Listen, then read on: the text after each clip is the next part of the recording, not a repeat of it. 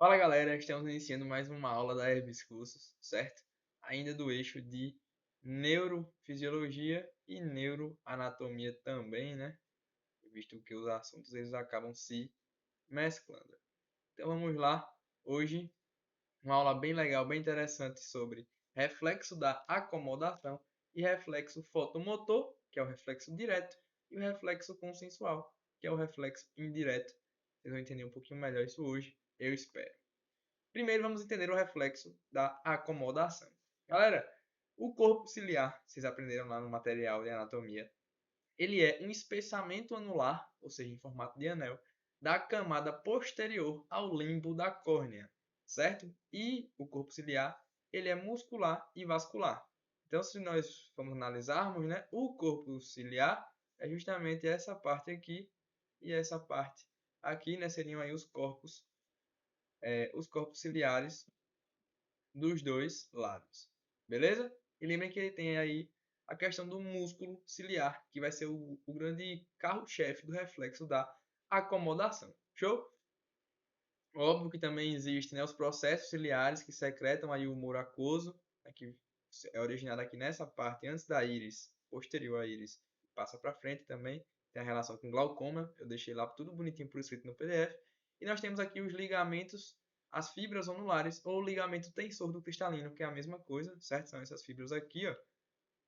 Você pode ver, ó, fibras onulares ou ligamento suspensor, beleza? Apenas recordando aqui essa questão anatômica, porque é importante para poder entender como ele funciona. E, obviamente, aqui é o cristalino, né? Ou lente. É assim que os livros trazem. Então, vamos entender. Galera, nós temos o músculo ciliar, certo? O músculo ciliar é justamente aqui, ó, o músculo ciliar de um lado, o músculo ciliar do outro lado. Todo mundo está conseguindo ver? Ó, o músculo ciliar. Beleza? O músculo ciliar ele pode estar contraído ou relaxado. Então, ó, a contração e o relaxamento do músculo liso circular do corpo ciliar controlam a espessura e, portanto, o foco da lente. Então, percebam, é como se fosse o foco da câmera mesmo que a gente vai ajustando ali. Nosso olho tem essa capacidade. E aí, galera, o fato dele mudar a sua espessura, ele está se acomodando. Então, vamos entender como é sem acomodação e com acomodação. Vamos lá, primeira situação, sem acomodação. O músculo ele vai estar o que, galera? Relaxado. Ou seja, ele não vai estar contraindo, obviamente. Seu relaxamento, relaxamento de quem? Do músculo liso circular do corpo ciliar. Eu vou chamar de músculo ciliar, beleza? O relaxamento do músculo ciliar leva à contração das fibras onulares. E isso diminui o diâmetro anteroposterior do cristalino. Isso serve para o que? Objetos que estão longe. Vamos ver aqui nessa imagem, na imagem aqui de cima. Vocês podem ver que o músculo ciliar aqui ele está relaxado. Ó. Comparem com esse lado de cá, onde eu fiz o X. Estão vendo que aqui ele aqui está contraído. Isso. Aqui ele está relaxado. Então, ó, músculo ciliar relaxado. Galera, quando ele relaxa, ele fica, digamos que frouxo. Ele fica frouxo. O que é que ele faz? Ele tensiona as fibras. Ah, então quer dizer que é aqui, que é o ligamento suspensor, né, da lente, ou fibras onulares, e tem mais um nome também, fibras de Zen. Quando o músculo relaxa, as fibras contraem? Sim, porque pensem, se eu não me engano, no material que eu coloquei, é como se você estivesse segurando um fio. Quando você relaxa o braço, né, o fio vai contrair. Quando você contrai o braço, o fio vai relaxar. É desse jeito que ocorre. Então, galera, sem acomodação, quando um objeto está longe, então, cai que para um objeto longe, normalmente o objeto está longe, né? Por exemplo, eu aqui, a minha frente tem uma janela, ela está aqui a alguns metros de mim, então ela está longe. Tem um aparelhozinho em cima dela. Aqui, provavelmente, a minha lente ela não está acomodando, porque não precisa. Então, o meu músculo ciliar provavelmente está relaxado e as minhas fibras onulares estão o quê? Estão tensionadas, contraídas. Aí, quando contrai, esse diâmetro aqui, ó, antero-posterior, ele diminui. Eu estou vendo que em comparação com o outro aqui, a imagem do lado, ó, ele está menor, né? E só a diferença de tamanho é mesmo, Kaique. Então quer dizer que sem a acomodação, o diâmetro antero-posterior diminui, porque o objeto está longe. Então quando o objeto está longe, eu não preciso que a minha lente se acomode. Eu vou mostrar o que eu falei com o fio, que eu acho que pode ficar mais simples para vocês. E lá vai eu voltar aqui para a câmera grandona. Vamos lá, galera. Vamos tentar entender isso aqui um pouquinho melhor. Como, Kaique? Peço perdão se não ficar tão... a imagem ficar um pouco borrada. Eu vou tirar aqui o cabo da caneta, certo? Que eu estou aqui na aula. Para justamente todo mundo entender. Vamos lá. Todo mundo está conseguindo ver o fio? Consegue ver o fio? Consegue. Se eu seguro, né, aqui a caneta. Se eu seguro o fio, por exemplo, relaxo os meus braços. Quando eu relaxo o braço, o fio ele é tensionado. Ó. Se eu contrair o meu braço, digamos que, né, fazer uma força nele, ó, o fio ele fica ó, relaxado. Então, soltei o braço, o fio é como ele tá, fica tenso, Kaique, porque eu tô tirando a força do meu braço, tô só segurando com a mão. Então, tensiona. Porém, quando eu, digamos que contraio o meu braço, ajeito, olha lá o fio, ó, ele ficou, digamos que flácido. Então, é desse jeito que funciona o músculo ciliar, seriam aí as minhas mãos, certo? Vou voltar aqui, colocar a caneta de volta para a gente continuar a nossa aula. Nessas horas, galera, o editor, o estagiário, fica maluco comigo, porque fico saindo da câmera. Mas vamos voltar. Então, esse é o momento que está sem acomodação. E aí, vamos olhar na imagem de baixo agora, na letra A. Quando o objeto está longe, os raios luminosos que né, são aí, que no caso que tem a origem nele, né, a origem lá na fonte, eles são paralelos. Ó, raios luminosos paralelos passam através da lente achatada e o ponto focal incide sobre a retina. Percebam que os raios que são emitidos da fonte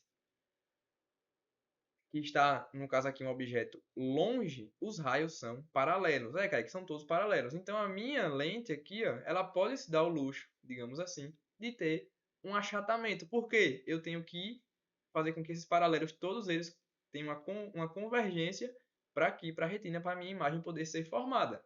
Então, ó, objeto longe, os raios estão vindo lá paralelos, lá na fonte, quando elas saíram. A lente aqui ela tá achatada, galera. Por que achatada? Porque o objeto está longe, Kaique. E isso, quando passa por ela, eu vou enviar todos os meus raios certinho aqui para a retina e aí a imagem vai ser formada no lugar certo. Beleza? Esse é o momento, digamos que, prevalente para objetos longes, sem acomodação. Músculo relaxado, fibras anulares contraídas, a lente achata. Porque como as fibras puxam, né, é como se esticasse a lente. Você pega um elástico e estica ele assim nas duas pontas, lembrando que a lente é flexível, isso vai acontecer. Beleza? E isso, obviamente, para objetos distantes. Beleza? Eu vou deixar aí desenhado. Vamos ver agora o momento com acomodação. Com acomodação vai mudar. Vai acontecer o quê? Uma contração do músculo ciliar. Sua contração leva agora o quê? Ao relaxamento das fibras anulares. Kaique, a gente viu, né, que quando a gente estica, quando o músculo contrai, as fibras vão ficar relaxadas, vão ficar folgadas. Então ocorre um relaxamento das fibras anulares ou do ligamento suspensor, lembrem, mesma coisa. E ocorre o quê? Um aumento do diâmetro anteroposterior do cristalino. Kaique, ele dá uma engordadinha, isso, ele fica ali gordinho, ele fica mais espesso. Isso serve para quê? Para focalizar objetos próximos. Vamos para a imagem agora. Músculo ciliar contraído. Kaique, o meu músculo ciliar foi lá e contraiu. Estou vendo aqui que ele ficou diferente aqui na imagem. O desenho é proposital. Essa imagem é muito boa. Isso, ele contraiu. Quando ele contraiu, as fibras anulares, Kaique, o ligamento suspensor ele ficou frouxo. Ficou ali peba. Isso, ó. Fibras anulares relaxadas. Digamos que você tira a atenção do cristalino. Kaique, como eu tirei a atenção, meu diâmetro anteroposterior aumenta. Ó, compara com a imagem do lado. Podem ver que é maior. Então agora ele ficou mais gordinho, ficou mais espesso. Perfeito. Agora ele ficou mais espesso. E por quê? Porque como o objeto está próximo, galera, ele tem que fazer com que os raios luminosos desse objeto todos confluam para a retina. Né? Tem que ter uma convergência para a retina. Se a lente continuar achatada, a imagem vai passar da retina. Ela vai ser, digamos que é um anteparo, né? Ela vai aparecer no anteparo lá depois da retina. Eu consigo focalizar? Não consigo, Kaique. A gente só consegue focalizar se for na retina. Perfeito. Então, a lente, ela dá uma engordadinha, ela se espessa para trazer os raios para mais perto da retina. Vamos entender melhor na imagem de baixo. Ó, aqui na letra B. Para objetos próximos, os raios luminosos não são mais paralelos. Percebam que o objeto aqui está bem pertinho. Os raios agora, tem uns que estão vindo nessa angulação, outros nessas, mas não estão mais paralelos como um objeto distante. Quando passa pela lente, essa lente aqui não está acomodada, o que acontece? Ela vai enviar lá para trás. Ó. Galera, isso aqui, quem teve aula no ensino médio pode acabar lembrando. Lembrem que, como é que funciona objeto e imagem em relação ao espelho? Aqui é uma comparação muito forte com o espelho. Quanto mais próximo do espelho estiver o objeto, mais distante, obviamente que depende do espelho, né? Estou falando para um espelho plano. Quanto mais próximo você traz o objeto para próximo do espelho, a imagem que é produzida, ela vai lá para longe. É mesmo, Kaique? Então, se você se aproxima, a sua imagem vai para longe. Se você se afasta, a sua imagem vem para perto. Beleza? Você pode fazer isso no seu espelho. Você pode caminhar em direção ao espelho e depois se afastar. Dá essa impressão. Mesma coisa aqui com a lente. Então, usem a lógica. Se o objeto está próximo e a minha lente não se acomodar, ela vai enviar a imagem lá para trás. Só que a minha retina está antes, Kaique. A minha retina está aqui. Ó, na imagem de baixo. A retina está aqui, né? Só que a imagem está sendo feita aqui atrás, ó. Kaique, realmente tem uma diferença. A imagem não está na retina, ou seja, você não vai focalizar. Tem que dar um jeito de pegar essa bolinha e trazer aqui para o quadrado, que é justamente quem faz isso. O músculo ciliar, contraindo, relaxando as fibras e espessando, dando uma engordadinha no cristalino para fazer com que esses raios tenham uma confluência, né, uma convergência para o local da retina. Olhem que incrível aí esse conhecimento. E galera, isso ajuda muito a entender as patologias e as lentes. Né? Qual lente eu vou usar aqui? Qual lente eu vou usar aqui? Porque, por exemplo, na miopia, a gente usa uma lente divergente, certo? Para justamente fazer com que esses raios eles tenham uma divergência, obviamente, e eles caiam no lugar certinho da retina. Beleza? Lá no material do PDF eu também deixei, eu escrevi com as minhas próprias palavras, e isso bem tranquilo. Então, beleza, cara, que aqui a lente e a distância focal ela não muda, porém o objeto é visto mais próximo e fora de foco, porque a imagem não fica sobre a retina. Ah, Kaique, agora ficou bem claro para mim. Porém, vamos ver agora, galera, uma situação com acomodação, né, que seria essa aqui. A lente, ó, Kaique, a lente aumentou o seu diâmetro anterior-posterior. Diâmetro anterior-posterior está bem maior que nessa imagem aqui da letra B, Kaique. Perfeito. Ou seja, eu pego os raios luminosos e trago para mais perto. Ah, Kaique, então ao invés dos raios virem aqui para trás, a acomodação traz eles, digamos que anterior, né? Próximo da retina. Perfeito. E aí percebam que, ó, na imagem de baixo, agora sim os raios estão em cima da retina e você consegue perfeitamente focalizar o seu objeto. Tudo isso porque a lente é arredondada para a visão aproximada, ou seja, o cristalino ele se acomodou, como músculo ciliar contraído, fibras relaxadas. Certo? Por favor, espero que todos tenham conseguido entender. E caso surja, continue com alguma dúvida nesse assunto, pode me procurar, que eu posso enviar materiais utilizando exemplo com espelho, etc. Certo? Mas realmente esse aqui é o reflexo da acomodação. Galera, alguns livros trazem que a distância mínima para a gente conseguir acomodar é 10 centímetros. Então, se você aproximar mais que isso, não consegue. Porém, o livro de neurociências traz essa informação aqui, ó, o cristalino. Ele é importante sim para resolver a refração, só que o livro diz que a córnea ela ainda é mais importante, mas esse reflexo aqui ele contribui bastante. E o livro diz que, ó, aqui em cima, o cristalino está envolvido na formação de imagens nítidas dos objetos mais próximos, situados a uma distância menor que 9 metros em relação ao olho.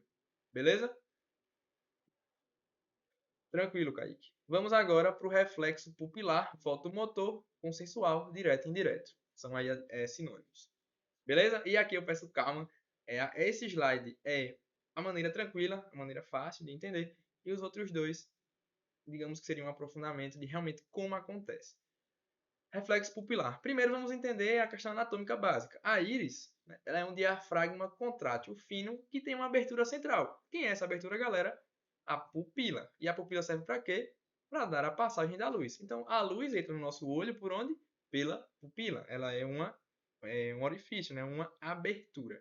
Beleza? Lá na íris.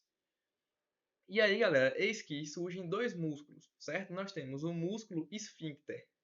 Músculo esfíncter da pupila, e ele é um músculo circular. Então, nós temos o músculo esfíncter circular que é estimulado pelo sistema o quê? Parasimpático e diminui o seu diâmetro, causando o quê? Miose. Então, se eu quero a pupila pequenininha, galera, eu vou usar termos coloquiais para ficar simples.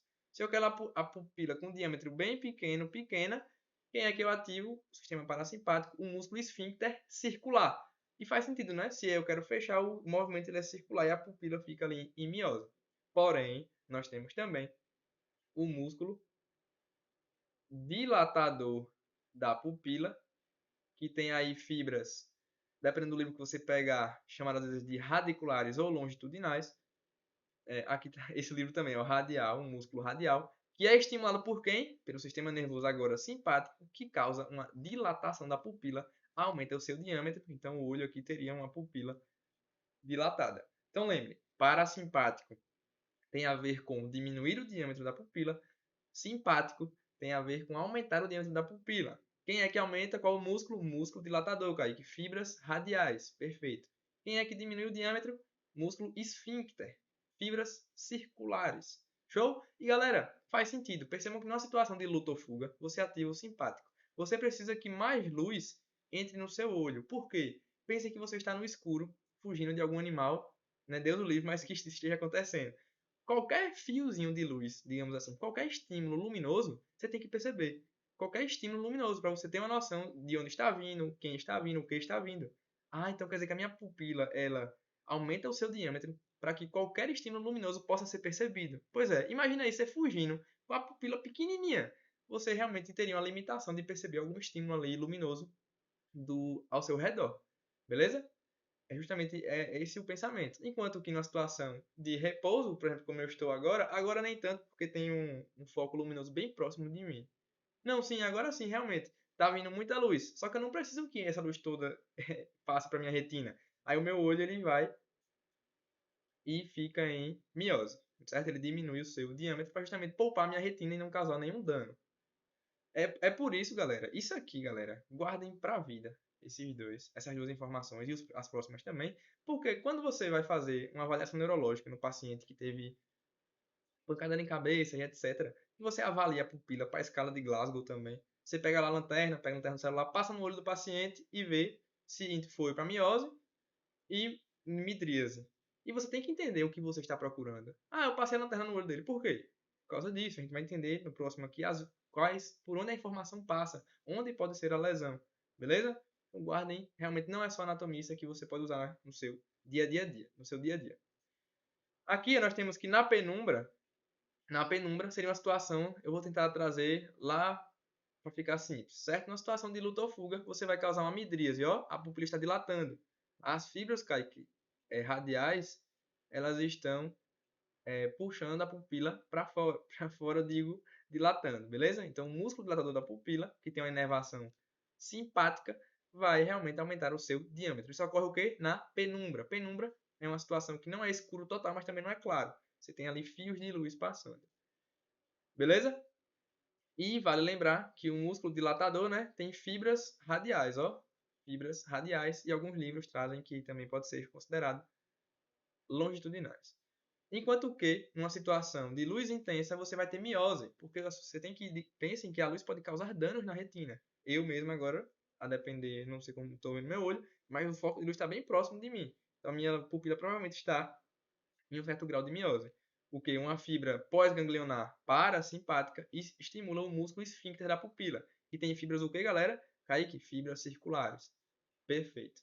Se você consegue fazer essa análise e entender isso bem, você já está show, já está de parabéns. E perceba que ó, a constrição do músculo esfíncter ela é circular. Então o livro bota as setinhas de propósito. Perceba que um é fibra radial, por isso que a contração dele puxa assim, enquanto que o outro é fibra circular, e aí ele contrai de maneira, obviamente, circular. Beleza, galera? Aqui mais uma imagem para facilitar. Na claridade, os músculos circulares contraem e os músculos radiculares relaxam. Beleza, Kaique? Qual é o resultado disso? Se o circular contrai e o radicular relaxa, quem vence é o circular. Logo, a pupila contrai, menos luz entra no olho, e aí você provoca o que? Miose, né? Seria uma situação de luz intensa.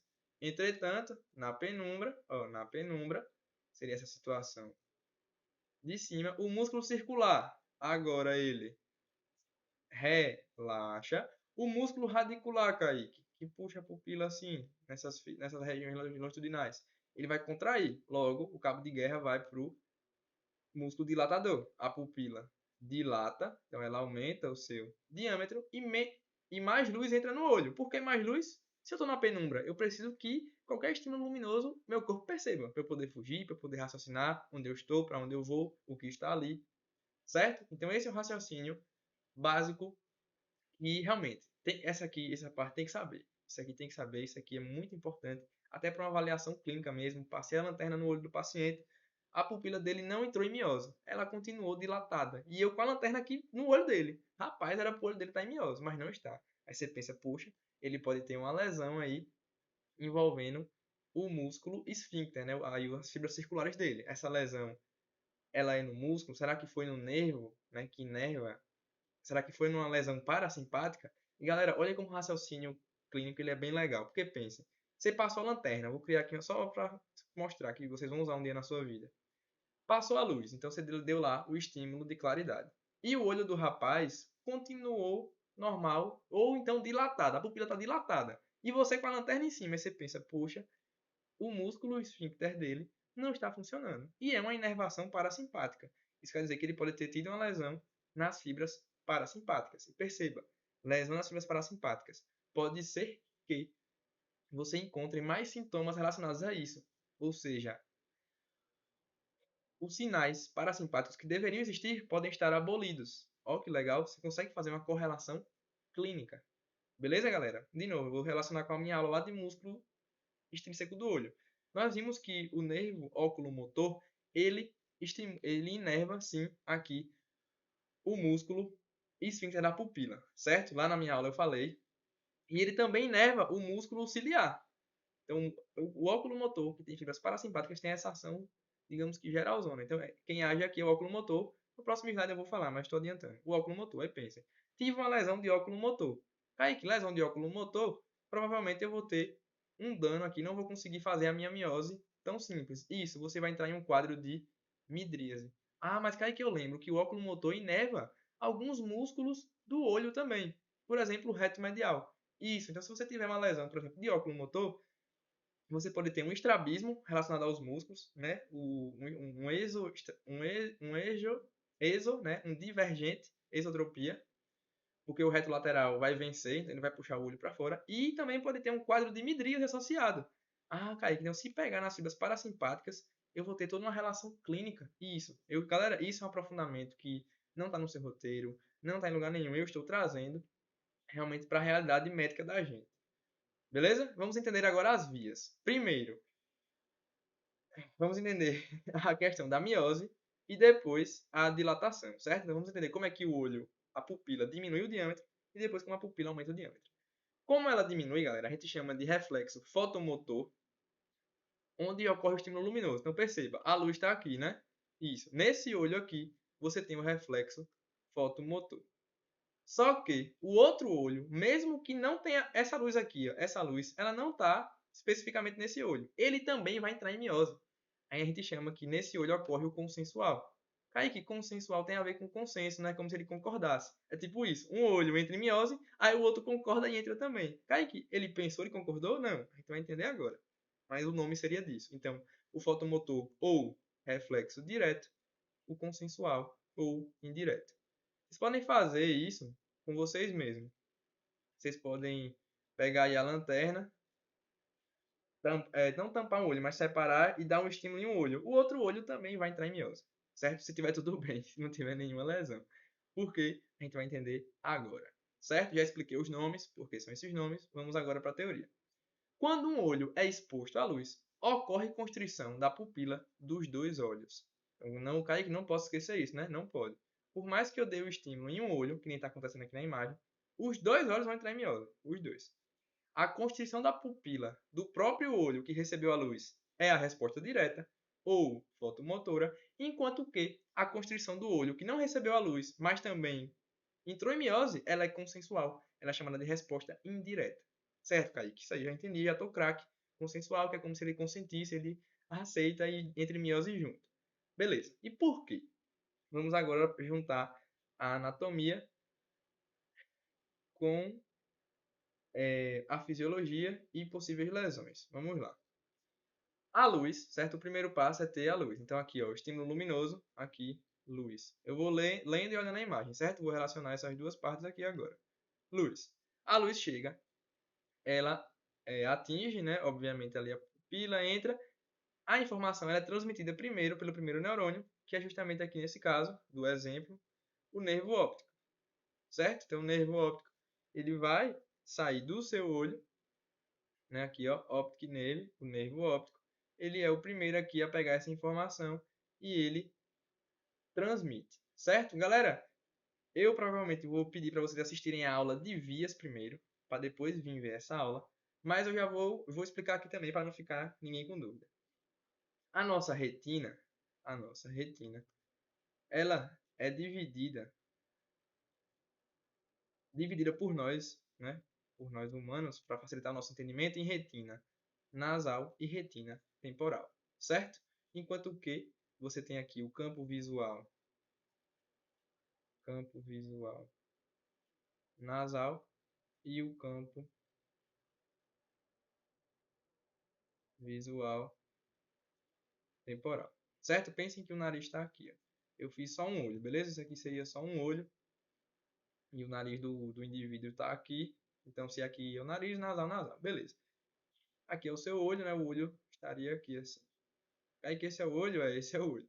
Certo? Aí você tem a retina nasal e a retina temporal. Tudo é retina, só que a gente dividiu assim para a gente, ser humano, entender mesmo. O que é que acontece? A sua retina nasal, galera, ela vê o campo visual temporal. Enquanto que a sua retina temporal vê o campo visual nasal. Certo? Kaique, entendi. Não é, assim, é diferente, mas não é tão difícil. Certo? A retina nasal, ela vê o campo visual temporal. Retina temporal vê o campo visual nasal. Certo? E Kaique, a informação sai pelo nervo óptico, né? Sai pelo nervo óptico. Só que, galera, existe uma estrutura anatômica chamada quiasma óptico, ó. Quiasma óptico. Se você viu a aula de via primeiro, você entende que aqui é um local de decusação.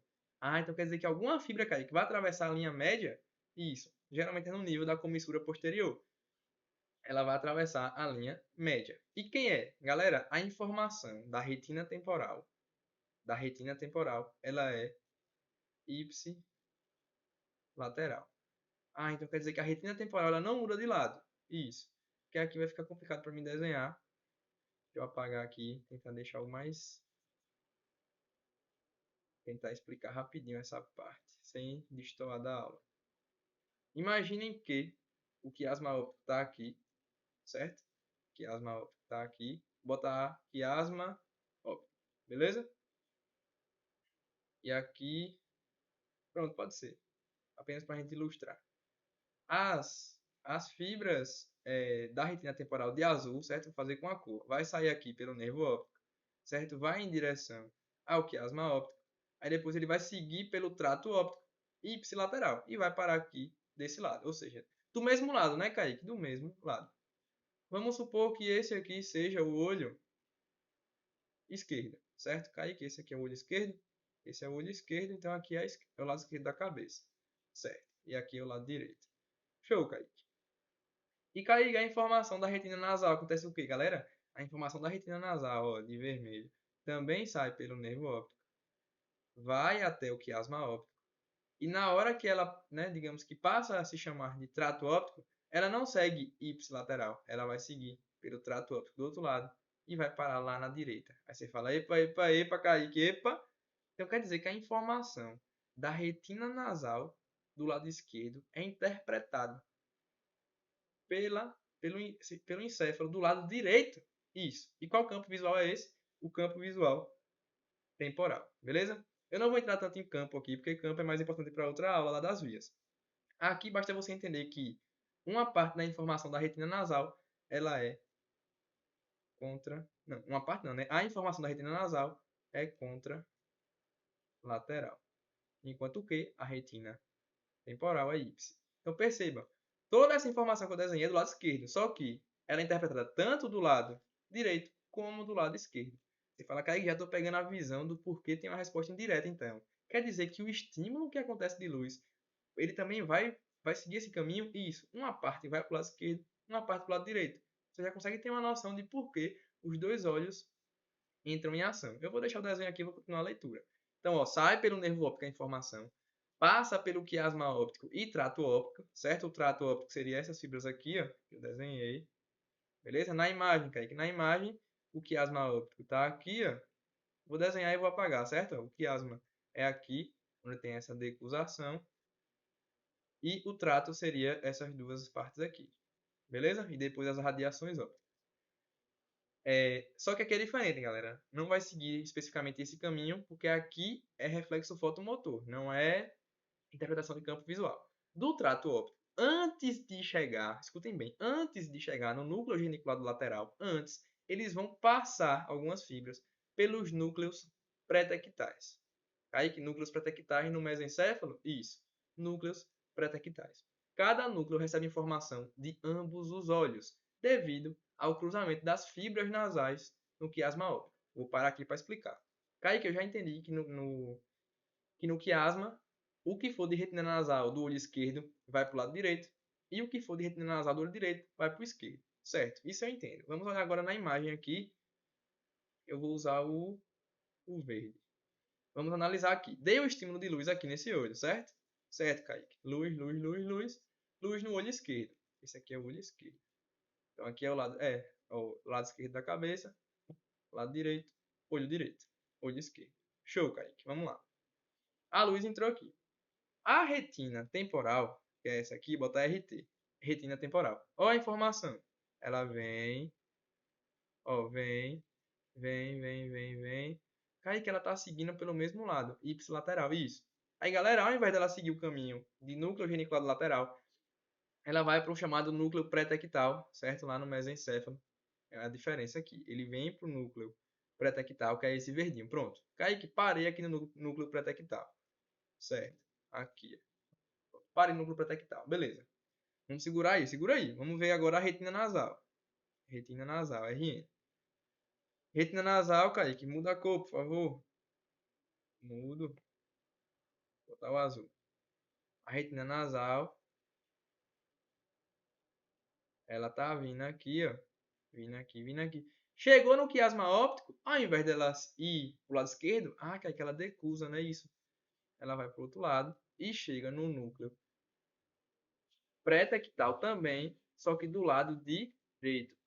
Então eu já estou pegando a visão. O meu olho esquerdo, ele enviou algumas fibras para o lado esquerdo e algumas fibras para o lado direito. Não foi o que aconteceu, Kaique? Foi isso que aconteceu. E galera, de cada um dos núcleos, né, a partir desses núcleos, nós vamos enviar axônios ipsi e contralaterais para os chamados núcleos de Edinger-Wetzpal. Eu vou chamar de Edinger, certo? Ó, núcleos de Wetzpal. Edinger e Wetzpal. Chama de Edinger, para ficar mais fácil. Então, Kaique, cheguei no núcleo pré-tectal, dos dois lados, esquerdo e direito. A partir deles, eu vou enviar fibras ipsi e contralateral. Isso, Kaique, como assim? Estou confuso. Ó, perceba. A de azul ainda, a retina nasal. Essas que chegaram aqui no pré-tectal, elas vão enviar algumas fibras para esse núcleo aqui de Edinger, do lado direito, ao lado direito, lado esquerdo, do próprio lado direito. Enquanto que também vou enviar, galera, fibras para o lado esquerdo, Kaique. Isso, ou seja, fibras ipsi, direito, e contra, esquerdo. Kaique, não é difícil, só é muita informação. Perfeito. Enquanto, Kaique, que o meu núcleo pré-tectal aqui do lado esquerdo, que veio da retina temporal, faz o quê? A mesma coisa, ó. Ela envia para o núcleo de Edinger fibras ipsi e também para o outro lado. E isso, galera, para o outro lado. Kaique, eu tô vendo que na imagem, sem ser o meu desenho, também tem, ó. Tem fibras vermelhas saindo para esse e para o outro. Então quer dizer que ocorreu estímulo para os dois lados? Pois é.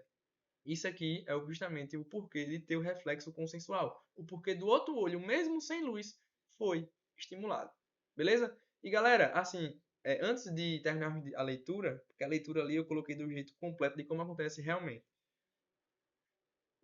Mas não dá para seguir ao mesmo tempo. Beleza? Então chegou a informação do olho. Ó, tudo isso foi o olho esquerdo. A luz chegou no olho esquerdo. Só que, Kaique, eu já me liguei que o lado direito também recebeu informação. Recebeu informação tanto porque a retina nasal mandou, tanto porque o núcleo pretectal esquerdo também enviou. Ó, estão vendo que tem essa aqui que eu desenhei, ó, essa setinha aqui? É, Kaique, essa seta saiu do lado esquerdo e foi para o núcleo de Edinger direito. Perfeito. Então aqui é um dos porquês do reflexo consensual. Vamos continuar a leitura. A partir do núcleo de Edinger Westphal, nós vamos ter a via eferente parasimpática, utilizando quem, galera? Ah, utilizando o nervo oculomotor. A gente já está no terceiro neurônio. A gente teve o primeiro até o núcleo pré-tectal, do núcleo pré-tectal para o de Edinger, o segundo, de Edinger para o gânglio ciliar, o terceiro. Então, galera, Kaique, o nervo oculomotor, que é o terceiro par de nervo craniano, com as suas fibras eferentes parasimpáticas, vão sair do núcleo de Edinger, certo? Ó, oculomotor nervo, vão sair do núcleo de Edinger e vão seguir até o gânglio ciliar, homolateral ou ipsilateral. Vamos analisar aqui o lado esquerdo primeiro, ó, lado esquerdo de novo. Kaique, vamos primeiro ver o núcleo de Edinger esquerdo, ó. A cor verde, certo, galera? Aqui, ó, onde eu fiz essa bolinha. Só para vocês entenderem onde eu estou. Então, do núcleo de Edinger vão sair fibras do nervo oculomotor eferentes parasimpáticas até o gânglio ciliar. Epa, cheguei no gânglio ciliar.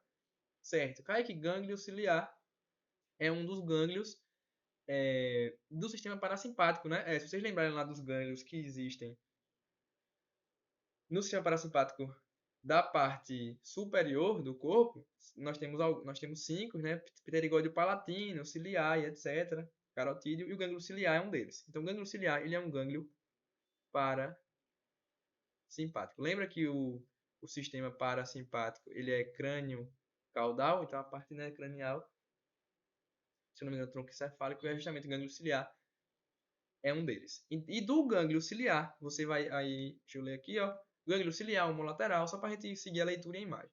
Situado antes do olho, beleza. A partir do gânglio, galera, vão sair fibras pós-ganglionares que chegam até o músculo esfíncter. E quem é que chega? É o chamado nervo ciliar. Então essa aula aqui ela tá bem específica. Então quem sai do gânglio ciliar de verde ainda, ó, e sai aqui e chega até o olho e faz aí a sua contração do músculo esfíncter de fibras circulares, é o nervo ciliar, que foi estimulado pelo parasimpático no gânglio ciliar. Tudo isso, Kaique, leva ao quê? A constrição da pupila, a miose. Ah, Kaique, mas aí, Kaique, você me explicou o porquê do olho esquerdo fazer miose. E o direito? Vamos ver o direito. Calma que eu tô lembrado dele. O nervo oculomotor direito. Aqui, ó, lado direito, lado direito. Galera, aqui é do outro desenho, certo? Lado direito, lado direito. Ó, ele vai sair do núcleo de Edinger. Opa, voltar. Sair do núcleo de Edinger, vai passar aqui, oculomotor, oculomotor, oculomotor. Chegou aonde? Chegou no gânglio ciliar direito. Lembre que o gânglio ele é homolateral, certo, Kaique? Do gânglio, ele continua como o quê? Como nervo ciliar. O nervo ciliar vai inervar o nervo ciliar direito inerva o músculo esfíncter circular constritor da pupila direito. Ah, então aqui também vai ter miose. Isso, então você tem miose do lado direito e miose do lado esquerdo. E assim a gente explicou o reflexo fotomotor desse olho e o consensual desse olho. Você fala, Kaique, que presepada a informação, ela realmente passa aí por vários locais, chega no pré-tectal, sai fibras ipsi e contra, tanto de um lado como do outro.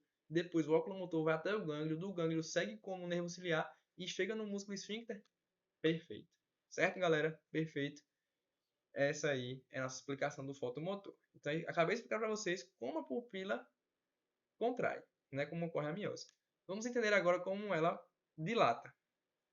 Em algumas situações, a midríase. Certo? A dilatação da pupila agora, quem é responsável? O sistema nervoso simpático. Certo?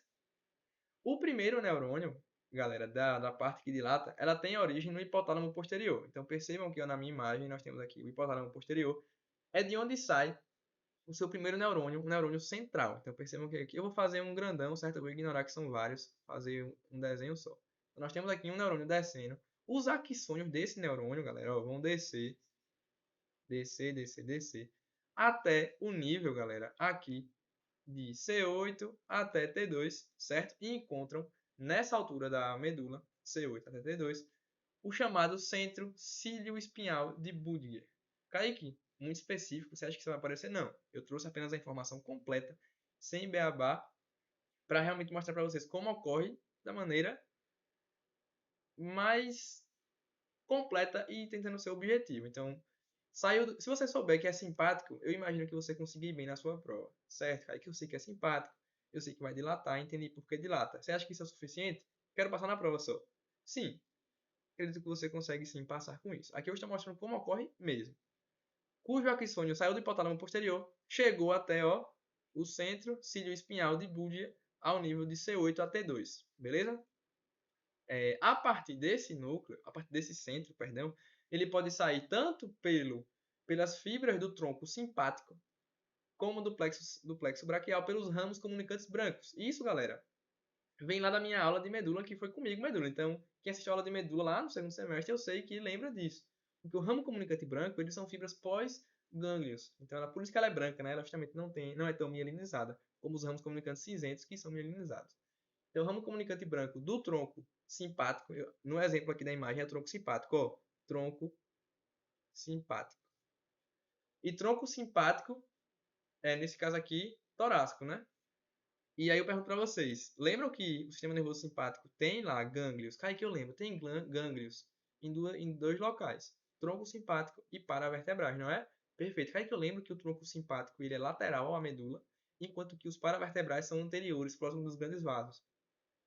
Perfeito, é isso aí. Aqui nós estamos usando o tronco simpático, certo? Eu vou apagar aqui, ó. Então, ó, do centro de Budia vão sair axônios que vão utilizar o ramo comunicante branco do tronco simpático, ó, vai seguir esse caminho aqui.